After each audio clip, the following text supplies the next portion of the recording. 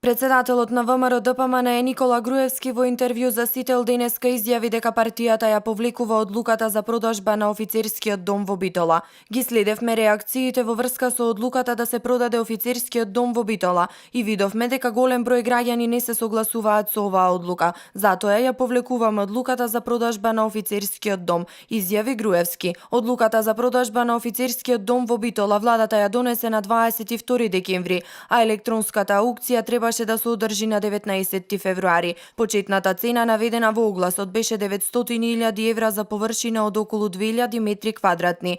Граѓаните жестоко се спротивставија на ваквата одлука, со пораки дека не смее да се продава националното богатство и историјата. Поединци вчера започнаа да собираат потписи за поништување на одлуката за продажба на офицерскиот дом во Битола. Инаку офицерскиот дом во Битола е редок пример на архитектура и споменик на културата со заштита од прва категорија. Изграден е пред повеќе од еден век како палата за прием и забава и одмор. Подоцна во него се одржувале разни културни манифестации, концерти и други настани. Во 2010 година од Министерството за култура премина во надлежност на општина Битола, а минатата година повторно беше вратен на државата.